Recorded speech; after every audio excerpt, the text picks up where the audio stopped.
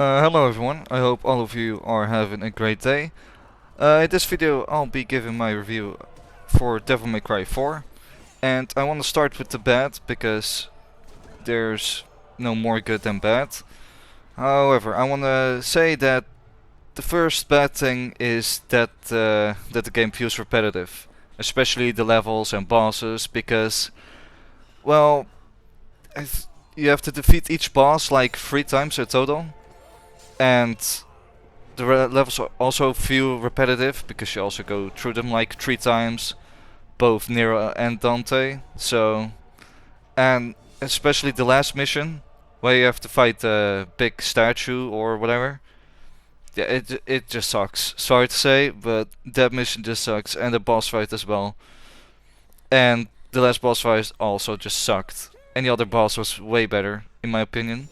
Um, and the last thing, it feels a little rushed and incomplete. And I think you can see that back in the gameplay or missions or bosses. But enough bad, let's talk about the good.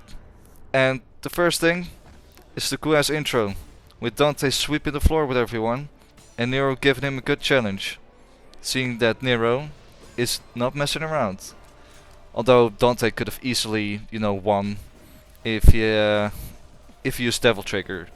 But we all know he was holding back a bit.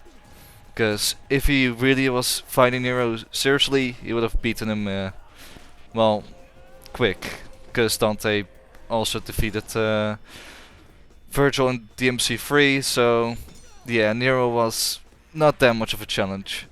I think he was just holding back. Either way, cool as intro, and it is cool and nice to see. And talking about Dante, I think he's the best looking Dante, especially the trench coat and his style. I think he looks the coolest and stylish in this Devil May Cry. I really like what he's wearing and just the vibe, and it fits the game really well. And now the gameplay. Just like the DMC5, it's responsive, it feels good, feels nice, and overall just smooth. And the graphics, sure, it's a bit dated, but hey, it still looks good, and I like the style of it. It feels interesting. I never seen a game have this style or vibe, and I'm into it, so that's good. And now about Nero, it's fun and cool to see Nero's origin and how he met Dante and how they will become, sort of partners. Because in DMC5 they are sort of, yeah, they're partners, so it's also cool to see that.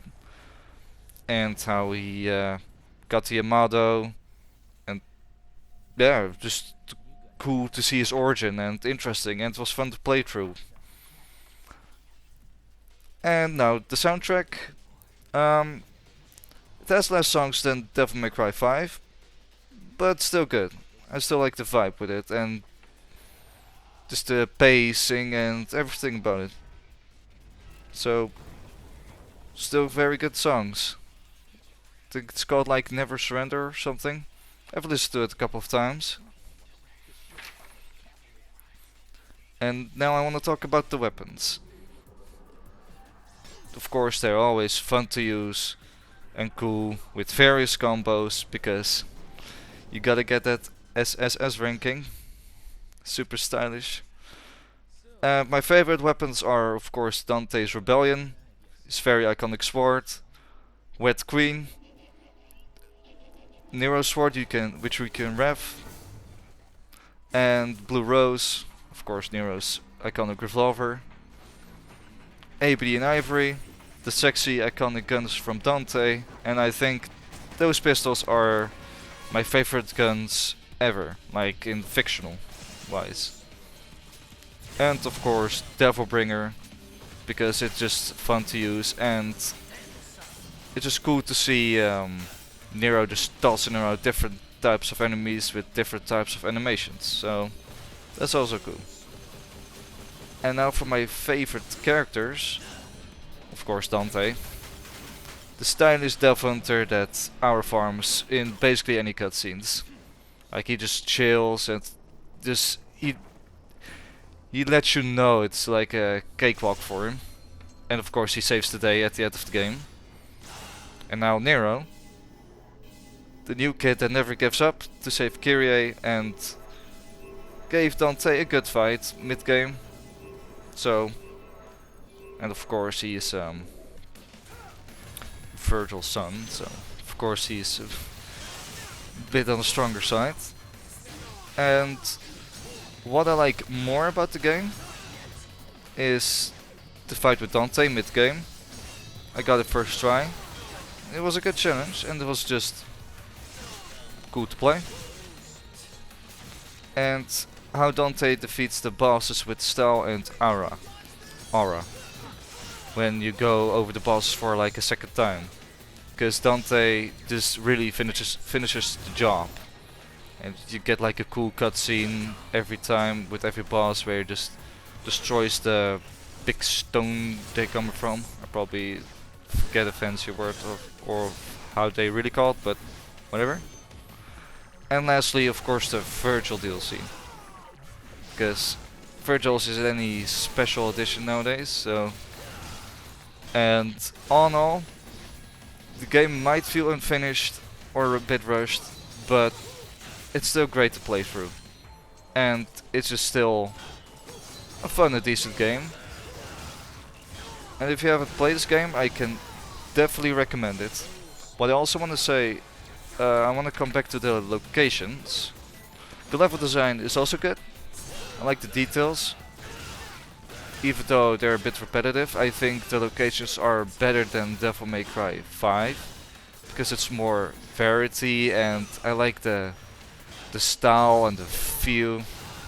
And overall just the location better. So, props to that.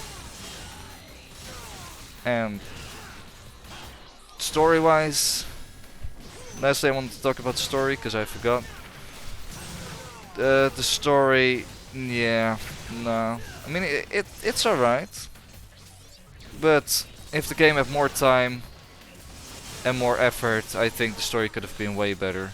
Especially the last boss fight. But, you know, it's alright.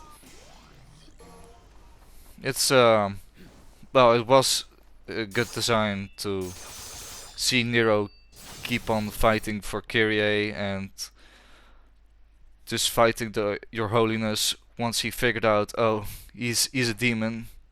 He wants to rule over the world, so that was cool. But outside of that, I think that was it. I know it's quick, I know it's short. That's just a bit how I am with these type of reviews. Devil May Cry is not really a big game, so I go over it fairly quickly. But I could definitely recommend it, and if you would like to see more videos from it, then let me know, and I hope all of you are having a good day. See you guys and girls at the next time. Have a nice day.